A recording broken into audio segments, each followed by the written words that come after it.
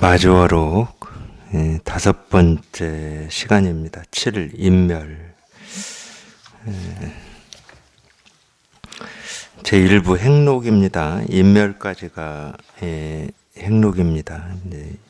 2부부터는 상당 시중 이제 법문이죠. 법문. 7인멸. 마조의 입실 제자는 139명이었는데 각자 한 지방의 종주가 되어 교화를 끝없이 펼쳤다. 마조는 정원 4년 정월에 건창의 성문산에 올라 숲속을 걷다가 바닥이 평탄한 구덩이를 보고는 시자에게 말했다. 나의 병든 몸이 다음 달에 이 땅으로 돌아올 것이다. 말을 마치고는 돌아와서는 이미 병든 기색을 보였다. 원주가 물었다. 스님 요사의 건강이 어떻습니까? 마조가 말했다.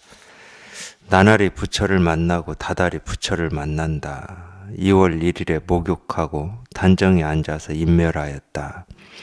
언화 연간에 대적선사라고 시호하고 탑은 대장엄이라고 불렀다. 마조의 인멸입니다. 마조 스님의 인멸. 돌아가신 걸 인멸이라고 그러죠. 다시 보겠습니다. 이 마조의 입실 제자는 139명이었는데 각자 한 지방의 종주가 되어 교화를 끝없이 펼쳤다. 바야흐로 이제 이 마조 스님 밑에서 이 기라성 같은 선사들이 많이 나옵니다. 그 마조의 스승이 남학회양인데 남학회양 밑에서는 얼마나 많은 이 선사들이 나왔나 이제 이런 기록은 없습니다. 근데 이 마조 스님 문화에서 여기는 이제 139명이다 이렇게 나왔는데 정확히는 뭐 알 수는 없어요. 정확히는 알 수 없는데 다른 기록을 참고해봐도 마조 스님 밑에서 이 기라성 같은 선사들이 많이 나옵니다.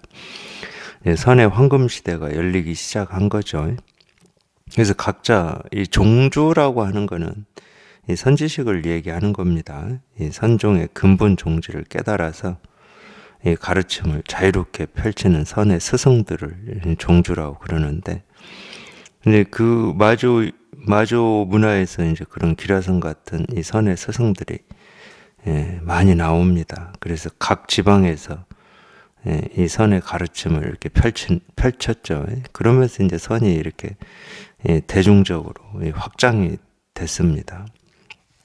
이제 이거는 우리가 이제 기록을 보고 충분히 이해할 수 있는 거고, 마조의 입실 제자다. 이거는 뭐 입실 제자다. 물론 이제 이렇게 얘기하면 이제 마조 문화에서 공부하는 사람들, 뭐 스님들, 우리가 충분히 그렇게 생각할 수 있습니다.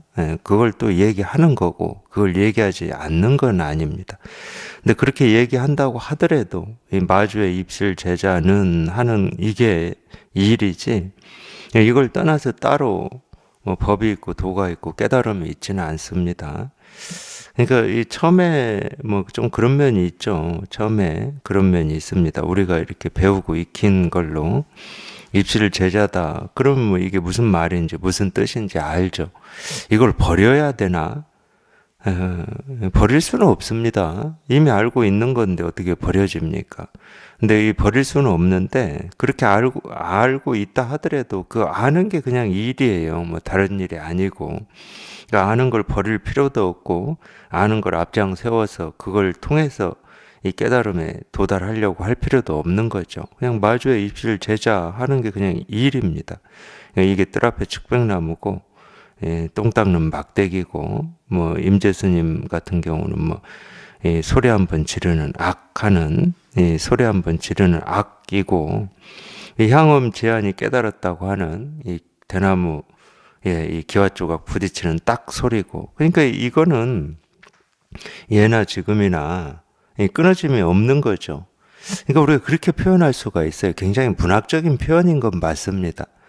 이 향음 제한이 깨달았다고 하는 이 대나무 부딪히는 그 딱 소리가 지금도 멈춘 적이 없다는 거죠. 지금까지도. 계속 그 소리는 한 번도 떠나본 적도 없고, 지금 이날 이때까지 계속 이렇게 울려 퍼지고 있다. 뭐 이런 식으로 표현할 수도 있고, 2500여 년 전에 석가모니 부처님이 깨달았다고 하는 그 새벽별 반짝하는, 반짝하는 그 불빛은 지금도 반짝하고 있다. 뭐 이렇게 표현할 수도 있는 거죠. 이제 이런 거를 중국의 이제 천태종을 개종했던 천태 지자대사가 그렇게 표현했습니다. 주로 이제 법화경을 그 지자대사는 읽었는데, 물론 이제 이 깨달으려고 법화경을 읽었습니다. 뭐 수백 번, 수천 번을 읽었다고 그래요. 근데 수백 번, 수천 번 읽는 동안에는 이게 이렇게 오질 않았는데, 이 법화경 한 구절을 읽다가 문득 깨달았거든요. 문득 깨닫고 보니까 석가모니 부처님이 영산 회상에서 이 설법을 한 거를 법화경이라고 그러거든요. 그 석가모니 부처님이 지금 이날 이때까지도 이 영산에서 이렇게 법화경을 설하고 계시더라, 이런 표현을 썼거든요. 천태 지자대사가. 그렇게 표현할 수 있습니다. 그게 사실이냐 진실이냐 뭐 가짜냐 뭐 이거하고는 아무런 상관이 없어요. 우리가 생각을 가지고 그런 일은 이미 2500년 전에 있었고 지금은 없다, 이게 사실이다, 이건 객관적으로 증명할 수 있다, 그거는 이제 우리가 생각으로 그렇게 할 수 있는 거고, 이 법에서 보면은 이 법화경의 이 설법은 지금도 이렇게 설해지고 있습니다. 왜 그러냐? 이 법화경이라고 하는 것은 글자가 아니기 때문에 그래요. 글자가 아니고 우리가 보고 듣고 느끼고 경험하는 이 천차만별한 모습에서 이게 전부 드러나 있고 법화경이 드러나 있다는 겁니다. 이게 다 지금 설해지고 있는 거거든요. 그러니까 똑같아요. 마주의 입실 제자다. 뭐 제자가 있는 것도 아니고 없는 것도 아니고, 있는 것도 아니지만 없는 것도 아닙니다. 무조건 없다 이럴 수는 없어요. 왜? 이미 이건 우리가 이 뜻을 알고 있기 때문에. 근데 있다에도 집착하지 않고 없다에도 집착하지 않으면 그냥 일이거든. 이거밖에 없어요. 다른 게 있는 게 아니고. 그럼 있다 그러면 뭐냐면은 생각이 있는 거죠. 마조 스님 문화에는 이 기라성 같은 선사들이 많이 있었다. 그건 생각이거든. 저희는 이렇게 진실을 공부하는 겁니다. 이 생각의 어떤 그림, 이미지, 기억, 이걸 공부하는 게 아니에요. 어떤 역사적인 사실을 공부하는 게 아닙니다. 그러니까 역사적인 사실이라고 할지라도 그거를 지금 이렇게 얘기하고 있는 거거든. 역사적인 사실을 여기에서 얘기하고 있다는 거예요. 여기에서. 물론 여기라고 하는 이게 뭐 지금 이 순간이냐 지금 여기냐 그거하고는 상관이 없습니다. 그런 어떤 사실을 이 법은 이야기하진 않아요. 이제 그런 면이, 그렇게 설명드릴 면이 있긴 있어요. 그러니까 우리가 이미 지난 일을 이렇게 들춰서 그 과거의 기억이 아픔이고 슬픔이고 어려움이고, 그러면 그걸 들추면은 그런 슬픔과 아픔과 어려움을 겪게 되잖아요. 감정적으로, 심정적으로 겪게 되잖아요. 그럴 때 그 일은 이미 지나가고 없는 일이다. 지금은 이 일이 사실이고 현실이다. 뭐 이럴 수도 있거든요. 근데 이 법은 그런 사실과 현실 이런 걸 공부하는 게 아닙니다. 이 진리를 공부하는 거지. 그러니까 그런 식의 방편을 쓸 수는 있지만 그 방편도 그렇게 좋은 방편은 아니에요. 그러면 지금 눈에 보이고 경험되고 느끼는 이게 진실이다 이렇게 돼버리거든. 그러니까 눈에 보이고 느끼고 이 경험되는 이걸 진실이라고 하는 게 아닙니다. 그건 여전히 눈에 보이는 거고 귀에 들리는 거고 몸으로 느끼는 거고 생각되는 거거든. 그러니까 지금 말하는 이게 진실이냐? 그렇지는 않아요. 이 지금 이렇게 말하고 있는 이게 뭐냐는 거지, 이게. 그걸 우리가 이 근본의 공부라고 하는 겁니다. 그래서 그런 면이 있긴 있어요. 그런 면이. 이렇게 보면은 약간 이제 그런 측면에 이렇게 치우쳐져 있지 않나 이렇게 의심되는 이 가르침들이 있긴 있습니다. 근데 그것도 우리가 이렇게 어떤 분별을 끊는데 약간의 도움은 되는 것 같아요. 그건 뭐 이미 지나가고 없는 일인데 왜 지금에 충실하지 않느냐 뭐 이런 식으로. 근데 그거는 이 뿌리를 캐낼 수가 없거든. 또 언제 어느 때 감정이나 느낌이나 기분이 그 과거의 어떤 일에 내가 휘둘릴지 알 수가 없는 거거든. 그러니까 알고 보면 이렇게 불안한 이 폭탄, 언제 터질지 모르는 폭탄을 일단 안정시키고 이렇게 잠잠하게 만들고 사는 것과 같은 모습이죠. 그게 아닙니다. 그런 어떤 사실, 뭐 어떤 지금의 현실을 깨달음이라고 하고 도라고 하진 않아요.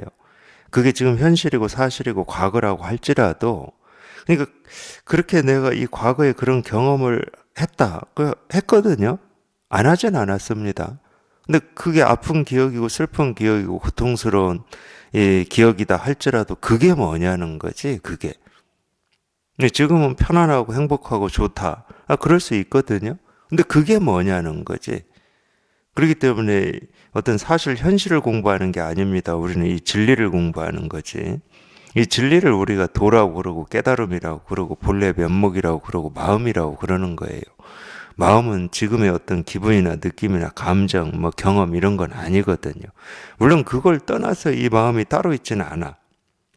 그걸 떠나서 따로 있지는 않아.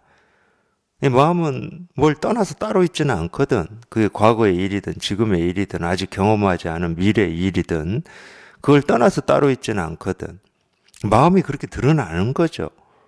우리 마음이라고 하는 것은 그렇게 드러나는 것이 달리 드러날 수는 없어요. 모습 없는 이 마음이라고 하는 것은 그런 식으로 드러날 수밖에 없습니다. 이 말이다, 그럼 말에서 드러나는 거고, 모습이다, 모습에서 드러나는 거고, 이렇게 보는 거다, 뭐 보는 행위다, 그럼 보는 행위에서 드러나는 거고, 눈을 깜빡인다, 그러면 눈을 깜빡이는 데서 드러나는 거지. 거기를 떠나서 따로 이 마음, 본래 면목, 진리, 깨달음, 도라고 하는 게 따로 드러나지는 않는다. 그러니까 마주의 입실, 제자, 여기에 다 드러나 있는 거죠. 여기에 다 이렇게 여기에서 확인이 되는 거고, 139명이 이었는데 139에서 드러나 있는 겁니다. 그렇지만 139 자체가 마음은 아니에요. 139는 숫자지, 숫자. 이 숫자를 떠나서 마음이 따로 있지는 않지만 이 숫자가 마음이다 이럴 수는 없어요.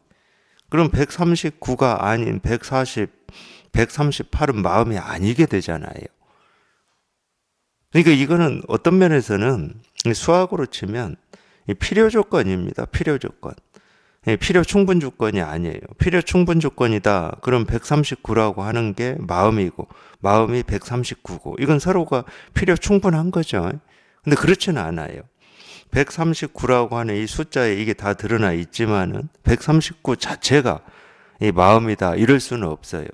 그럼 마음을 떠나 있는 거냐? 그렇게는 얘기를 못 해요. 그렇게는 얘기할 수 없지. 당연히 우리가 예를 들면 이런 겁니다. 이 물결 하나가 바다냐? 그럴 수는 없지. 이 바다에는 그 물결 하나 말고도 수없이 많은 헤아릴 수 없는 물결이 있으니까.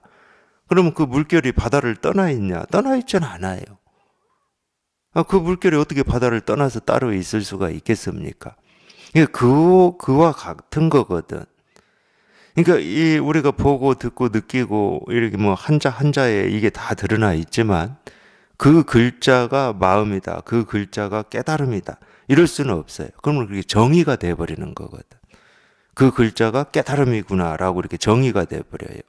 근데 우리가 마음, 깨달음, 도라고 하는 것은 항상 말씀드리지만 알 수 없고 분별할 수 없어요. 모습이 없기 때문에.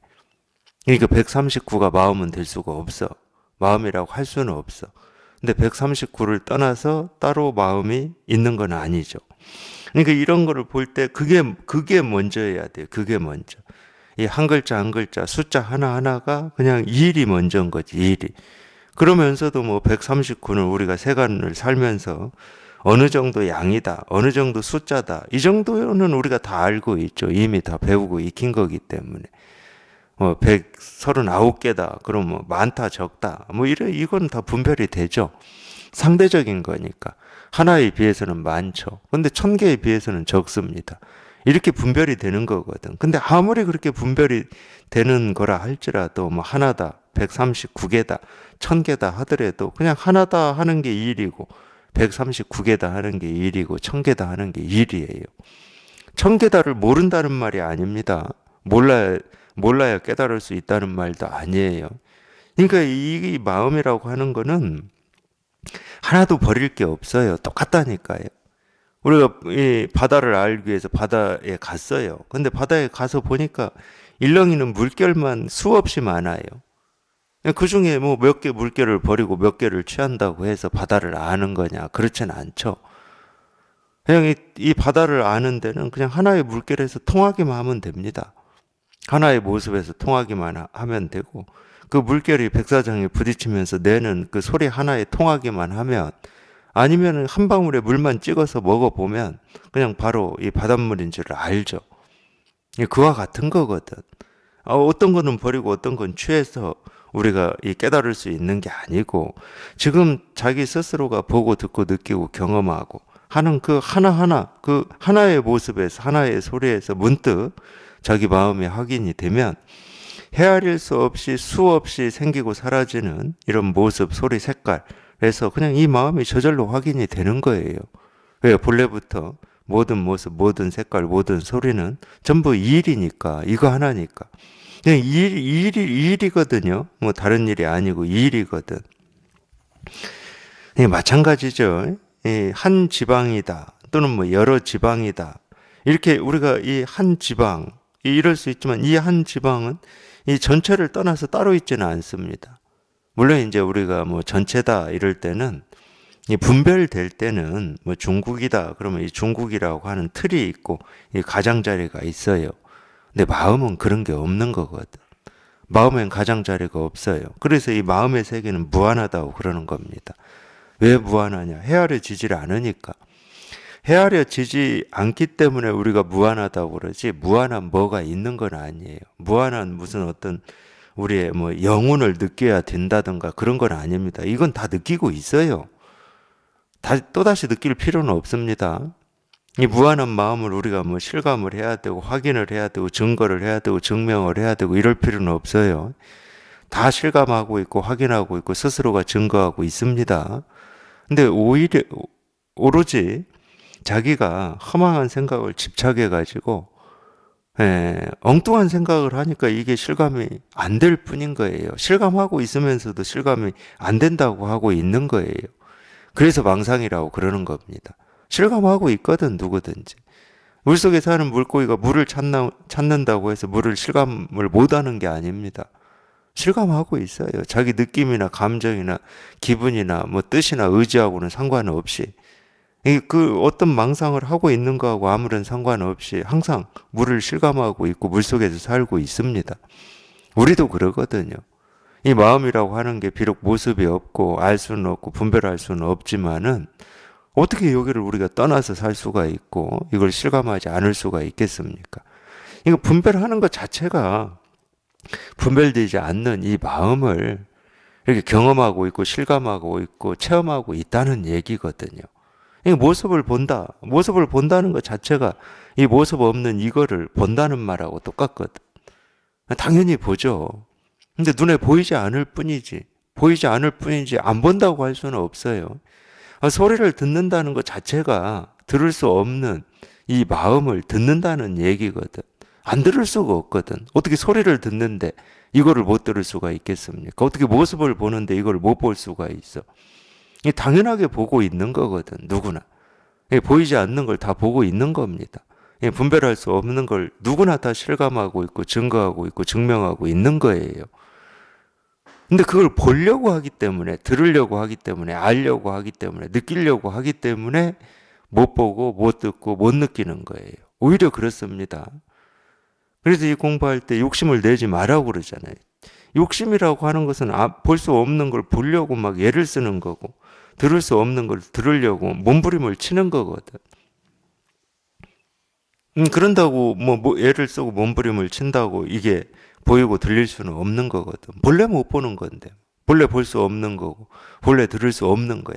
근데 다만 스스로가 이 분별이 한번 부서지고 이게 확인이 되면 볼 수도 없고 알 수도 없고 들을 수도 없고 분별할 수는 없지만 이렇게 생생하거든. 그냥 이 일이거든. 다른 게 아니고 그냥 이 일이거든.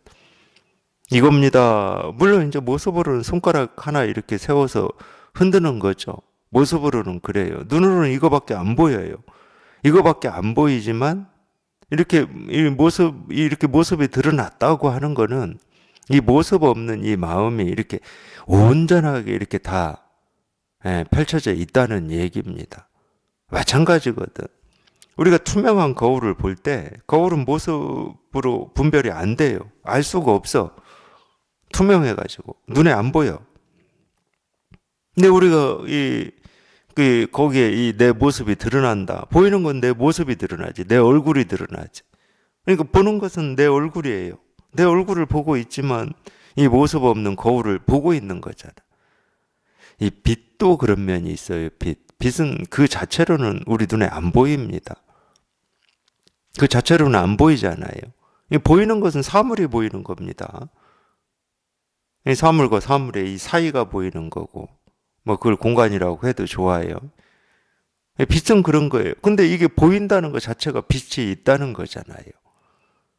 빛은 안 보여. 물론 이제 우리가 이 전구에서 빛이 나온다, 뭐 이렇게 분별을 해버리니까, 그게 있으니까 사물이 보이지, 뭐 이렇게, 그런 식으로 생각을 해버리죠. 근데 어째 보면은 사물이 보인다는 것 자체가 이 빛을 증명하고 증거하고 있는 거예요. 사물을 보는데 빛을 못 보고 있다. 그게 이제 중생의 병이거든. 자기가 빛을 보고 있어요. 근데 빛을 알려고 그래. 빛은 어떤 색깔일까, 어떤 모습일까. 이렇게 알려고 그래. 알 필요가 없거든. 내가 보고 있어. 전부 이렇게 생생하게 느껴지지, 이렇게. 그러니까 보이는 걸 버릴 필요도 없고, 들리는 걸 버릴 필요도 없고, 느끼는 걸 버릴 필요도 없고, 생각을 버릴 필요도 없어요. 보이는 모습에서 전부 이거 하나가 이렇게 확인이 되는 거고, 들리는 소리에서 이거 하나가 확인이 되는 거고, 생각하는 하나하나에서 이게 전부 확인이 되는 거지. 어떤 생각은 버리고 어떤 생각은 취해서 우리가 깨달음에 도달을 하려고 하는 것은 어리석음이죠. 어떤 생각도, 어떤 느낌도, 어떤 기분도, 어떤 모습도, 어떤 소리도 전부 여기에서 생기고 사라지는 겁니다.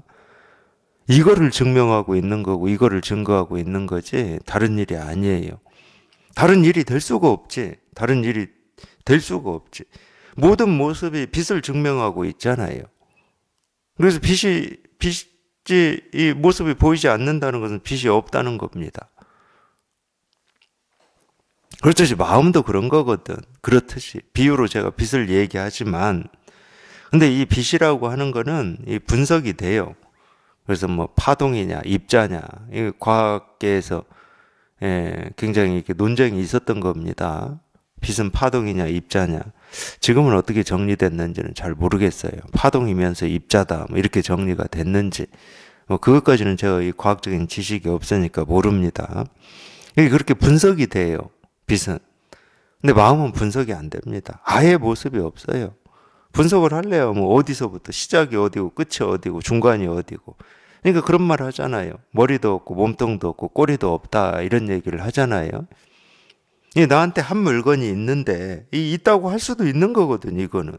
왜 없다고 할 수가 없기 때문에 그냥 있다고 할 수도 있어요. 그런 면이 있어. 있어서 있다고 하는 게 아니고, 이렇게 생생하니까, 이렇게 분명하니까 나한테 한 물건이 있다 이럴 때는 이걸 얘기하는 겁니다. 한 물건이 있는데 이 한 물건은 머리도 없고 몸통도 없고 꼬리도 없다, 이런 표현을 어떤 선사가 쓰셨거든. 육조선님도 썼습니다. 이게 무엇이냐 이렇게 물었거든. 나한테 한 물건이 있는데 머리도 없고 몸통도 없고 꼬리도 없다. 이게 모습이 없다는 말이에요. 분별할 수가 없다는 말이고, 이 말로 표현할 수 없다는 말이에요. 말로 표현이 안 된다. 그건 말의 길이 끊어진 거죠. 말의 길이 끊어지면 생각의 길은 자동으로 끊어집니다. 생각은 말로 되어 이어지는 거거든. 말이 없으면 생각을 할 수가 없죠. 모습이 없다는 말이에요. 분별을 할 수 없다. 분별은 할 수 없고 모습은 없고 이해는 안 되고 알 수는 없지만 그냥 항상 이렇게 분명한 거거든. 다가오면 이렇게 분명한 겁니다. 손을 흔들든 눈을 깜박이든 뭐 한마디를 하든 입을 다물든 그냥 전부 이 일이거든. 가르쳐 드리는 건 이거밖에 없습니다. 이거밖에 없어요. 이 일 하나 가르쳐 드리는 거예요. 각자 각자가 이거고, 한지방이 이거고, 종주가 이거고, 교화가 이거고, 펼치는 게 이거고, 펼쳤다가 이거예요. 오므렸다가 이거고, 주먹을 쥐었다가 이거고, 주먹을 폈다가 이거죠. 손바닥이 이거고, 손등이 이거야. 그냥 하나하나가 여기를 벗어날 수가 없는 거죠. 이 마주는 정원 4년 정월에, 보통 이제 이렇게 정원이다 이런 말은 이 황제의 시오죠, 시오. 그 황제가 즉위를 해서 즉위 한 해를 뭐 1년이라고 그러고 다음 해를 2년이라고 뭐 이렇게 부르죠. 정원 4년 정월에 건창의 성문산에 올라 숲속을 걷다가 바닥이 평탄한 구덩이를 보고는 시자에게 말했다. 나의 병든 몸이 다음 달에 이 땅으로 돌아올 것이다. 그러니까 이제 이런 좀 전설적인 이야기들은 육조 스님의 육조단경에도 이런 좀 전설적인 이야기가 나오긴 나옵니다. 나오는데 제가 볼 때는 그래요. 말 그대로 이게 이 전설적인 이야기지 이게 실제냐 이렇게 하면은 이게 좀 입장이 곤란해집니다. 사실은 뭐 이런 거를 이렇게 예언이 돼야 되고 예측이 돼야 우리가 뭐 깨달은 거냐 그렇지는 않거든요. 그거하고는 아무런 상관이 없습니다. 근데 이제 이렇게 전설적인 이야기를 이렇게 쓰는 거는 제가 볼 때는 그래요. 좀 이렇게 믿음이라고 하는 거를 좀 주기 위해서 쓰지 않았나. 저는 그 이유밖에 없는 것 같아요. 제가 볼 때는. 근데 지금은 이제 이런 전설적인 이야기가 물론 먹히는 데는 먹힙니다. 여전히 보면은 우리가 뭐 이렇게 얘기해도 괜찮을지 모르겠지만 좀 사이비 종교다 이런 데는 꼭 어떤 기적이라든지 뭐 병을 고친다든지 그런 전설적인 이야기들이 있어요. 근데 왜 그런 전설적인 이야기들을 하겠습니까? 믿음을 주기 위해서 그래요. 근데 이제 요즘에는 그게 옛날처럼 이런 전설적인 이야기가 그렇게까지 많은 사람들한테 대부분의 사람들에까지 다 이렇게 믿음을 주지는 못합니다. 오히려 이런 전설적인 이야기 때문에 좀 의심을 해보는 뭐 이런 것도 있죠. 그것도 뭐 역사 속에서 교육된 걸 겁니다. 아마 뭐 과학의 발전이라든지 뭐 이런 걸로.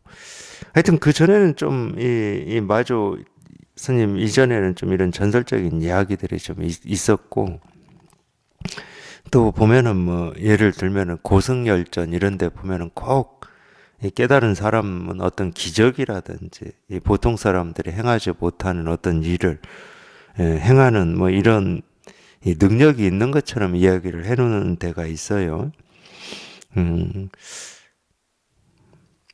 그거는 제가 볼 때는 좀 잘못된 거예요.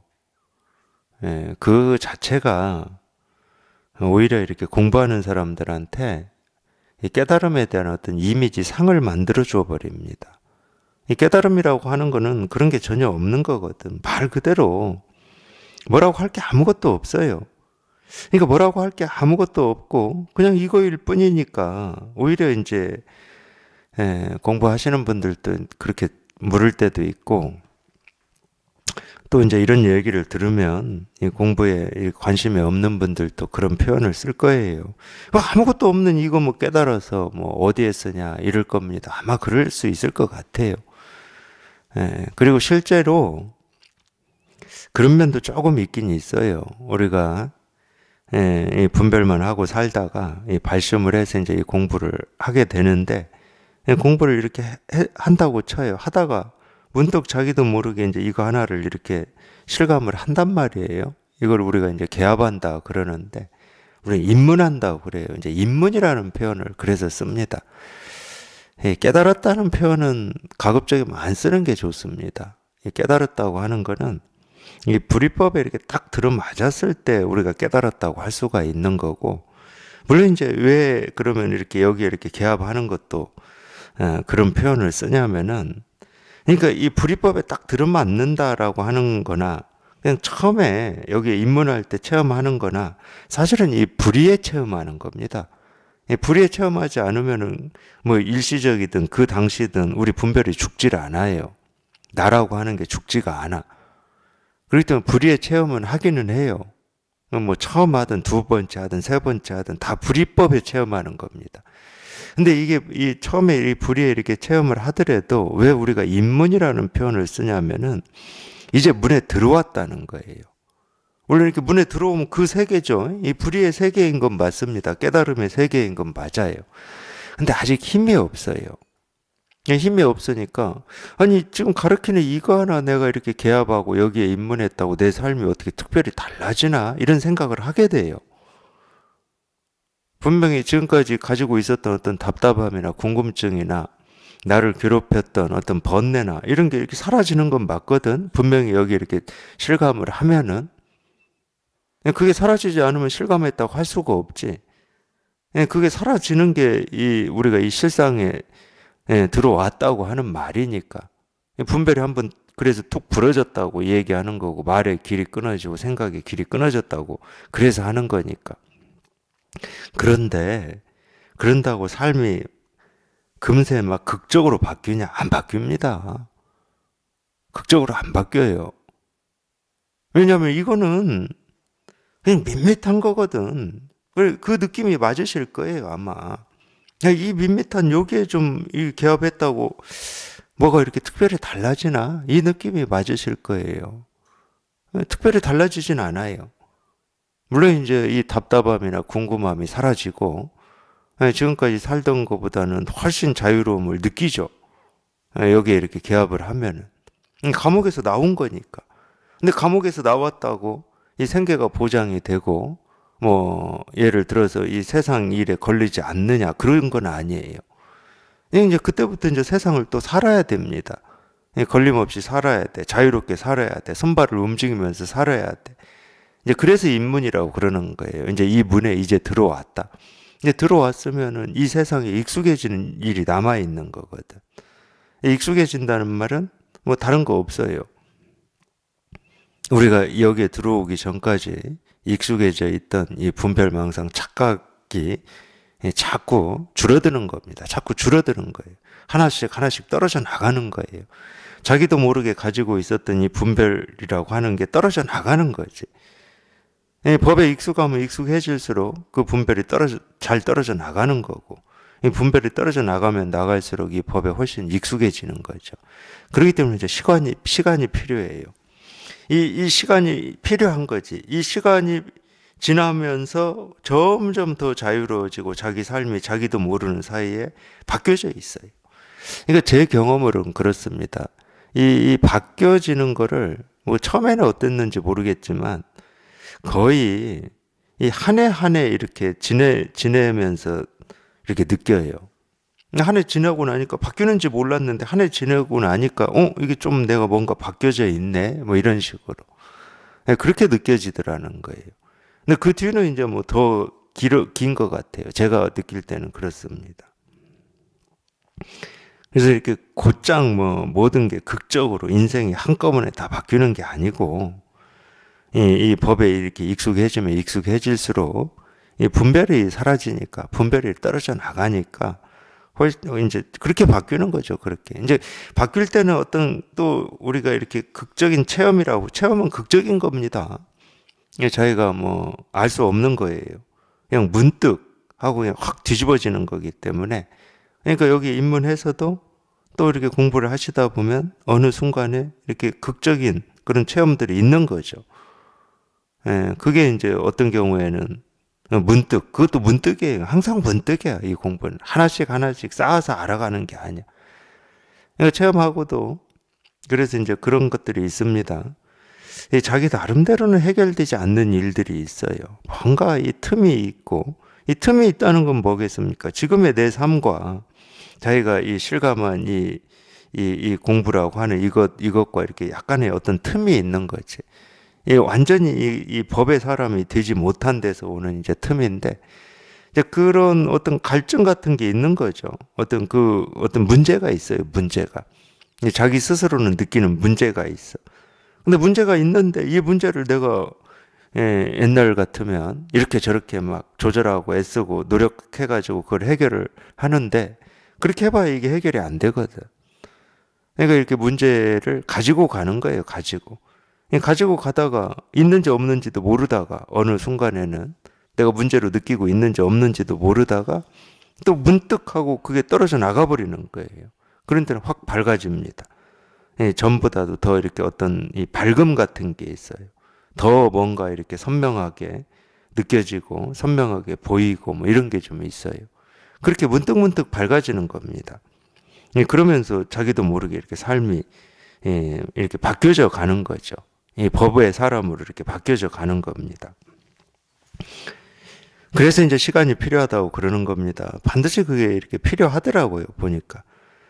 그런 체험을 하기 전, 그러니까 우리 생각, 느낌, 감정, 기분은 항상 이 마음이 가고 있는 이 간 뒤에 그거에 대해서 평가하는 겁니다. 분별할 때도 그래요. 우리가 생각 속에 빠져 살 때도 그렇습니다. 이미 마음은 여기를 갔어요. 근데 이걸 갖다가 이제 평가를 해요. 아, 이 일은 이런 거고 저런 거고 이렇게 평가를 합니다. 그러니까 이 마음을 앞서갈 수는 없어요. 우리 감정, 느낌, 기분, 생각이라고 하는 거는 이 마음을 앞서갈 수는 없어. 마음이 가고 난 뒤에 그거에 대해서 이렇게 막 평가하는 거지. 분별할 때도 그렇고 깨달을 때도 그렇습니다. 근데 이 착각할 수는 있어요. 이 생각이 내 삶인 것처럼 이렇게 착각할 수는 있어. 그래서 자기 생각에서 문제의식을 느끼는 걸 우리가 문제라고 이렇게 생각을 해버리죠. 그렇지는 않습니다. 그렇게 생각하더라도 마음은 제 갈 길을 가요. 항상. 마음에는 문제가 없어요. 마음은 오염되지가 않거든. 마음은 뭐 죄도 없고 업도 없습니다. 지 갈 길을 가요. 항상 지 갈 길을 가. 그렇기 때문에 우리 생각, 느낌, 기분, 감정이 이 마음이 가는 길을 그냥 쫓아만 가면 돼요. 쫓아만 가면 되지. 지가 앞서가려고 하니까 문제가 되는 거거든. 앞서갈 수 없는데 앞서가고 있으니까 문제가 되는 거예요.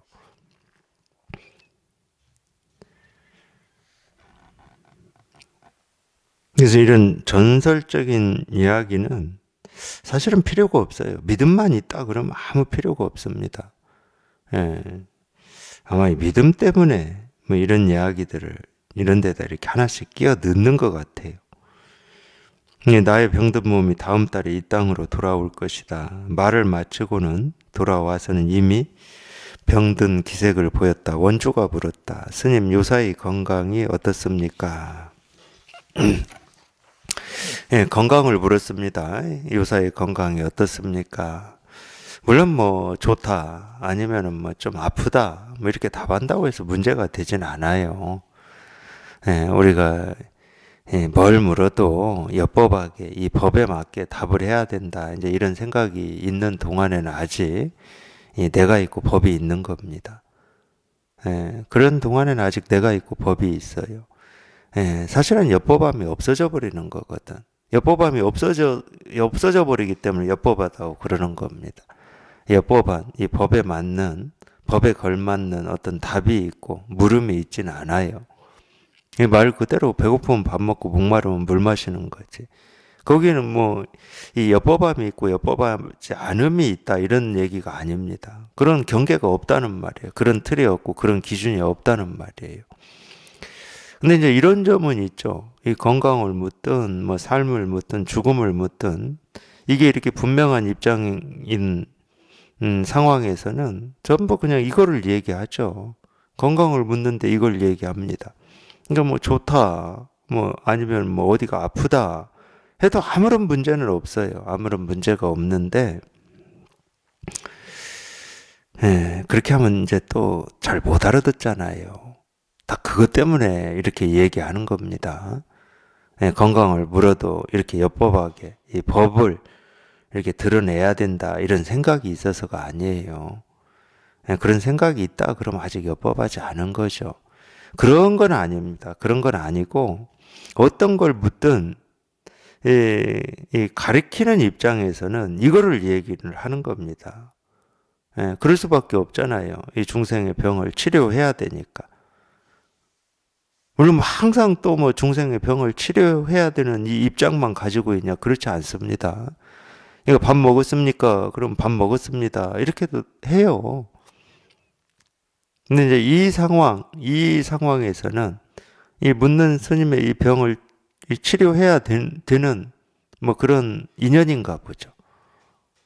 이 답이 일면불, 월면불이에요. 마조의 일면불, 월면불을 많은 사람들이 얘기를 하더라고요. 예, 일면불, 월면불이라는 말은 예, 이 불명경이라고 하는 이, 이 경이라고 쓰여 있으니까 경전이겠죠. 이 경전, 예, 이 대방 광불 화엄경 화엄경 수수연 이초 제 28권에 이 불명경이라고 예, 이런 말이 나오나 봅니다.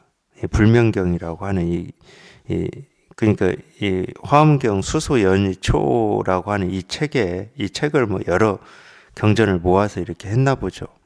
거기에 이제 불명경이라고 하는 이 경전이 들어 있는데 제 6권에 이런 말이 나온다고 합니다. 근데 이게 불일로 끝나잖아요. 그러니까 이게 부처라는 말입니다. 부처의 이름이죠. 일면불이라고 하는 부처가 있고 월면불이라고 하는 부처가 있는데 이 마조가 그러면 여기에서 부처의 이름을 얘기한 거냐? 그렇다고는 볼 수가 없습니다. 이 면자라고 하는 것이 얼굴이거든요. 얼굴은 이렇게 만난다는 말인데, 그러니까 이거를 제 스승님은 어떻게 번역을 해 놓으셨냐면, 일면불이니까 날마다 나날이 부처를 만나고, 월면불이니까 다달이 부처를 만난다. 이렇게 해석을 해 놓으셨어요. 이렇게 번역을 해 놓으셨는데, 이 선의 가르침에서는 이렇게 번역하는 게 오히려 선적입니다. 부처의 이름이다. 이건 우리가 이제 뭐 이름을 아는 거니까 거기는 아무런 뭐 의미도 없는 거고, 이 일면불, 월면불. 날마다 부처를 만나고, 그러니까 뭐 날마다 다달이, 뭐 해마다, 뭐 이렇게 뭐 우리가 그렇게 얘기하죠. 하루 24시간 1년 365일 이 도화 아닌 게 없고 부처 아닌 게 없고 깨달음 아닌 게 없다. 뭐 이런 말이에요. 이게. 그러니까 나날이 부처를 만나고 다달이 부처를 만난다. 이렇게 답을 한 거예요. 이 건강은 어떠십니까? 그러니까 이게 이렇게 분명한 입장에서는 이게 건강이거든. 이게 삶이고 이게 살아있는 거고 이게 전부거든. 그러니까 이렇게 답을 하는 거예요. 이게 분명한 입장에서는. 나날이 부처를 만나고 다달이 부처를 만난다. 원래 이제 이런 말을 듣고 뭐 이렇게 물은 스님이 문득 깨달으면 더할 나위가 없죠. 그러라고 이런 약을 쓰는 거니까.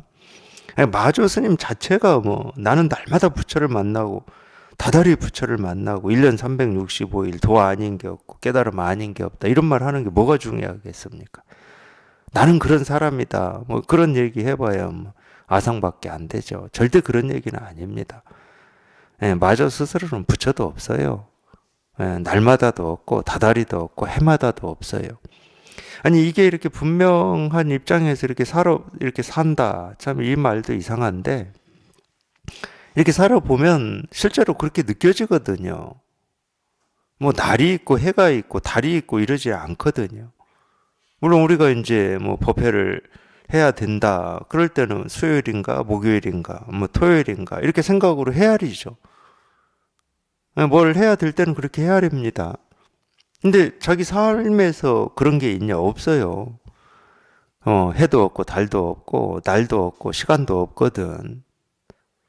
뭐 그런 게 있는 게 아니에요. 있다 그러면 이게 있는데 이거라고 하는 거는 이거 자체로 있는 게 아니고 그냥 배고프면 밥 먹고 목마르면 물 마시고 할 일 있으면 하고 왔다 갔다 할 일 있으면 왔다 갔다 하고 걷고 그러니까 참 그런 면이 있긴 있어요. 할 일이 없잖아요. 참 할 일 없습니다. 물론 이렇게 법회하고 도반들 만나고 면담하고 뭐 일이 없다고 할 수는 없죠. 근데 그게 우리가 뭐 예를 들면 뭐 직장 생활 하는 사람처럼 뭐 9시까지 출근해서 6시에 퇴근하고 집에 가서 밥 먹고 또 다음날 출근해야 되니까 자고 사실은 뭐 그렇게 따지면은 그것도 사실 할 일이 별로 없습니다. 겨우 하는 게 뭐 자고 일어나서 밥 먹고 직장 가고 퇴근하고 또 집에 오고 뭐 이런 건데. 근데 이제 그렇게 사는 삶보다는 정말 할 일이 없어요. 시간이 많죠. 예를 들면. 그러니까 이제 이때도 보면은 뭐 이렇게 걷다가 뭐 다음 달 내가 이 자리로 들어오겠다 뭐 그렇게 얘기했다고 하는 거 보면 이렇게 자주 걸어 다닌 것 같아요. 근데 그 심정, 그 상황이 저는 이렇게 좀 공감이 돼요. 할 일이 없으니까 그냥 걸어 다니는 것 같고, 거기에 조금의 이제 이유를 붙이는 거죠. 그러니까, 예, 깨달아 사는 거는 어떤 면에서는 그런 거예요. 조금의 이유라도 있는 게 좋습니다. 제 말이 이렇게 모순이 되는 것 같은데, 이걸 하나 저걸 하나 똑같으니까, 이걸 하는 게 어떤 이유에서 조금 낫다. 그러면 이걸 하게 돼요. 그게 뭐 인연이다. 그러면 인연인데, 걷는 게 그래도 뭐 이렇게 이 몸뚱아리를 조금이라도 이렇게 아프지 않게 유지하고 관리하는데 좋다. 그러면 그 이 조그만 이유 때문에 할 일 없을 때 걷게 되고 이제 그러는 거죠. 거기에 뭐 그러니까 이 조그만 이유기 때문에 걷는 거에 뭐 목숨을 걸고 안 걸으면 안 되고 또 그렇게도 잘 안 되더라고요. 제가 보니까. 그래도 조금이라도 뭐 이유가 있으니까 걷는 게 나은 면이 있으니까 이렇게 걷게 되고 뭐 그렇게 되긴 되더라고요. 그러니까 어떤 면에서는 이렇게 조그만 이유가 있는 게 깨달아 사는 데는 좋더라고요. 제가 항상 말씀드리잖아요. 이거는 이유도 없고 어떻게도 없다. 이러면서 제가 이제 이유가 있는 게 참 좋더라. 이렇게 말하니까 모순이 되는 것 같지만, 그 이유가 어떤 결과나 목표를 이 전제한 어떤 이유가 되지 않기 때문에, 뭐 인연이라고밖에 얘기를 못 하겠습니다. 인연. 이거 마조스님도 마찬가지입니다. 나날이 자기가 부처를 만나고 다달이 부처를 만난다. 사실 이런 생각이 없어요. 이 부처라고 하는 생각 자체가 없으니까 그냥 인연 되는 대로 사는 거예요. 일어나고 밥 먹고 뭐 인연 되는 대로 이렇게 사는 겁니다. 인연대로 되는 대로 사는데 그냥 아무 일이 없는 거지. 뭐 갈등도 없고 대립도 없고 번뇌도 없고 뭐 해결해야 될 문제도 없고 장애도 없고 어려움도 없고 삶이다 죽음이다도 없고 뭐 과거다 현재다 미래도 없고 그냥 인연 되는 대로 그냥 사는 거예요. 이제 그런 거를 이제 우리가 여한 없이 산다 이렇게도 표현할 수 있을 겁니다. 여한이 없이 그냥 살아요. 그냥 여한이 없이. 2월 1일에 목욕하고 단정히 앉아서 인멸하였다. 원하 연간에 대적선사라고 시호하고 탑은 대장엄이라고 불렀다. 제2부 상당 시중 지금부터는 설법입니다. 마조스님의 설법입니다. 상당이라고 하는 거는 법당에 오른다는 말입니다. 법당에 오른다. 이 시중은 대중들한테 보여준다. 이 볼 시자에다가 대중 할 때 그 중자입니다. 그러니까 이 법당에 올라서 대중한테 보여준다. 뭐 보여줄 거는 이 법밖에 없으니까 설법한다. 이 법을 보여준다. 뭐 이런 얘기죠. 상당 시중이라고 하는 거는. 이 시중이라는 말이 어디에 쓰였냐면은 이 염화시중이라고 석가모니 부처님이 영산 회상에서 말없이 이렇게 꽃을 들어서 대중한테 보여주었을 때, 그거를 이제 염화시중이라고 그러죠. 염화시중. 아마 이 시중이라는 말이 처음으로 등장하는 게 아마 그 염화시중일 겁니다. 물론 뭐 석가모니 부처님 살아 계셨을 때 영산회상에서 이 말없이 꽃을 들어서 이렇게 대중들한테 보여주었을 때 뭐 시중이라는 말을 썼는지 안 썼는지는 모릅니다. 나중에 이제 그것을 시중이라고 얘기했을 가능성이 크죠. 그렇죠. 뭐 꽃을 들어서 보여주든 뭐 말을 해서 보여주든 책상을 두드려서 보여주든 손가락을 세워서 보여주든 다 이거 하나를 보여주는 거니까 이거 하나를 보여주는 겁니다. 다른 거 보여주는 거 아니에요. 이거 모습만 보면 꼬시고 손가락이고 책상을 두드리는 소리지만, 이 책상을 두드리고 손가락을 이렇게 보여주고 꽃을 들어서 보여주고 전부 이거 보여주는 거거든.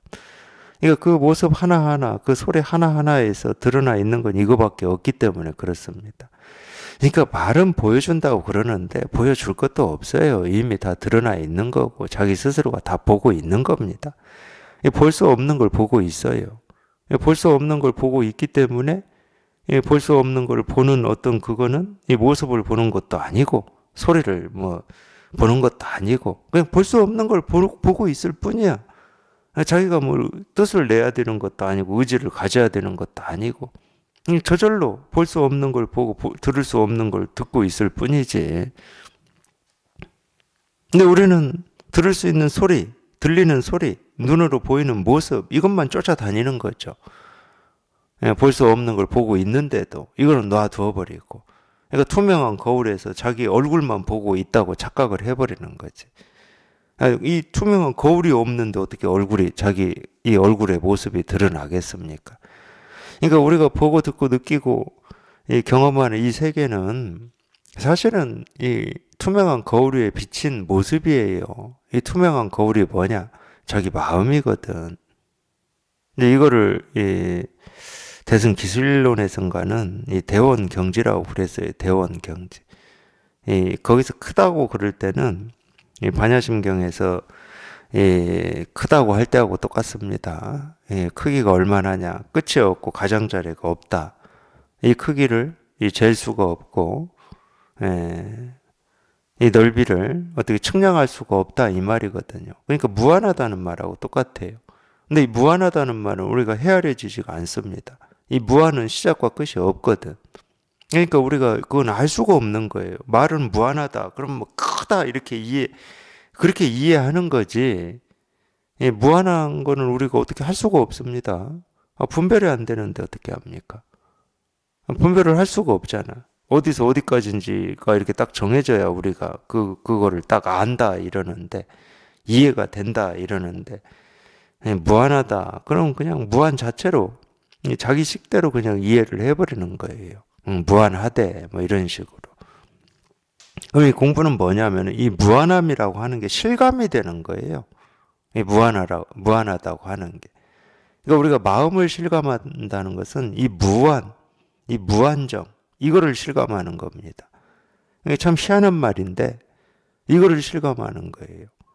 처음에는 이 무한하다는 말을 그러기 때문에 공부하시는 분들은 전부 이렇게 머리로 자기 생각으로 이해하는 측면이 있어요. 이런 게 무한이구나 뭐 이런 식으로 자기 스스로는 그렇습니다. 근데 그런 게 아니고 그냥 이 무한이 그냥 실감이 되는 거예요. 왜? 마음이 무한한 거니까. 이 무한이 실감되는 거예요. 그래서 자기가 이 무한함 속에서 이렇게 살고 있다 이런 게 이렇게 실감이 됩니다. 이렇게 공부하시다 보면 무한함 속에서 이렇게 살고 있는 뭐 그런 느낌 같은 게 있어요. 어떤 정해진 틀이나 규칙이나 어떤 삶이다 죽음이다 뭐 이런데 이렇게 갇혀 있는 게 아니고 이 무한함을 이렇게 실감하고 무한함 속에서 이렇게 살고 있는 것 같은 뭐 이런 느낌이 좀 있습니다.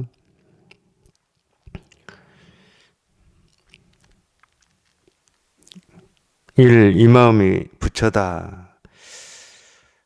마조 스님 가르침 중에서 이제 제일 많이 알려져 있는 말이 이 말입니다. 이 마음이 곧 부처다.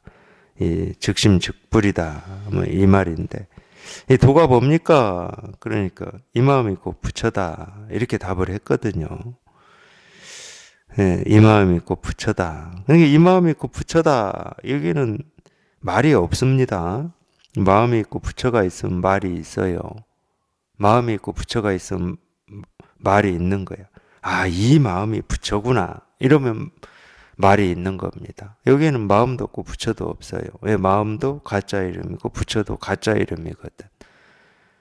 그러니까 이 다른 데서 이 부처를 찾고 구하고 얻으려고 이 애쓰고 발버둥치고 이 다른 곳에 자꾸 자기 생각을 갖다가 초점을 맞추고 있는 그 허망한 그 분별을 그 허망한 생각을 깨부수기 위해서 어쩔 수 없이 이런 약을 쓰는 거지. 뭐 이 마음이 있고 이 마음이 부처구나. 이게 우리 근본 마음이구나. 이게 깨달음이구나. 이게 도구나. 이러면은 거기는 아직 말이 안 끊어진 겁니다. 그런 게 없어요. 이 마음이 있고 부처다. 여기에서 문득 그냥 통해버리면 뭐라고 할 게 없어.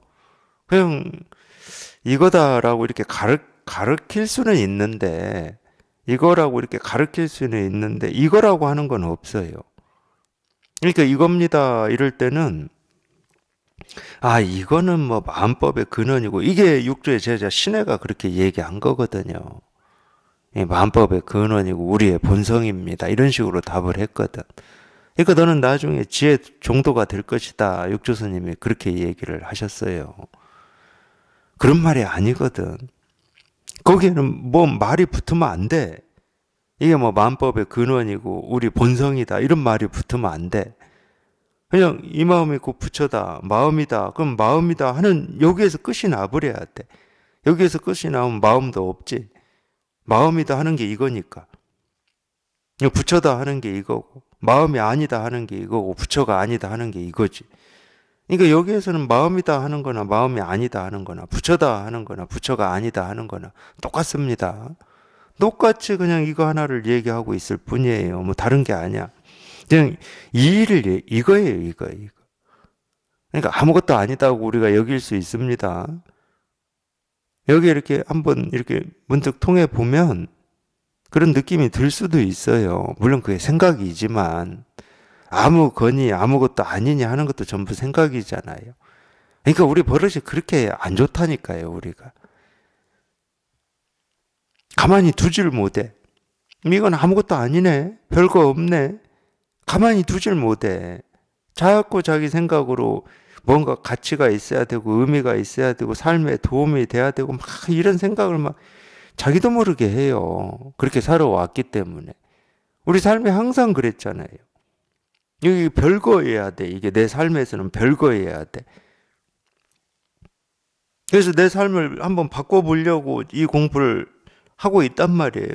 근데 이거라고 하는 이게 이렇게 참 이것만 통하면은 이 삶이 그냥 근본적으로 다 획기적으로 바뀔 것처럼 이렇게 생각을 했는데 통해놓고 보니까 이거 항상 있는 거야. 언제 어느 때나. 그러니까 별거 아니다 이럴 수가 있어요. 뭐가 뭐 크게 바뀐 것 같지도 않고. 그게 우리 생각이에요, 전부. 참 그게 못된 버릇입니다. 이 생각은 정말 못된 버릇이에요. 뭐를 자꾸 평가하려고 그러고 감정하려고 그러고 의미가 있니 없니 옳으니 그러니 도움이 되니 많이 하면서 한시도 쉬지 않고 이 모습 없는 헤아릴 수도 없고 평가할 수도 없고 파헤칠 수도 없는 이 우리 본성을 이거를 자꾸 이렇게 평가를 해요. 못된 버릇입니다. 그게 비록 아무것도 아니다라고 느껴지더라도 생각을 갖다 붙이지 말고 그냥 이거야. 그냥 이거지. 그냥 이거지. 다른 걸 붙일 필요가 없어요. 그냥 이거예요. 다른 게 아니야. 그냥 이거야. 여기에는 말이 붙으면 안 됩니다. 그냥 이거일 뿐이야. 뭐 본성이니 근본이니 부처니 깨달음이니 도니 이런 게 붙으면 안 돼요. 그러니까 이거를 체험하고 깨달았다 그러면 이미 분별로 가버리는 거예요. 물론 이제 우리가 그렇게 표현할 만도 해요. 내 감옥 속에 갇혀 있다가 이제 한번 감옥에서 나왔으니까 나는 자유롭다 이럴 수는 있지. 이제 그런 측면에서는 그럴 수 있는데 이 자유롭다고 하는 것은 말 속에 있는 게 아니거든.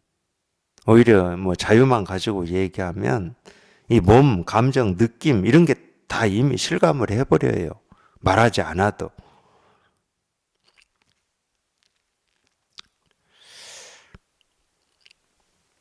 이 생각을 갖다 붙일 필요가 없습니다. 그냥 이 일일 뿐이야. 그냥 이 일일 뿐. 그냥 이거예요. 뭐 대단하든 별거 없든 뭐 그거하고 아무런 상관없이 그냥 이거일 뿐이에요. 이거일 뿐. 그냥 이 일입니다. 다른 거 아니에요. 그냥 이거예요. 이거.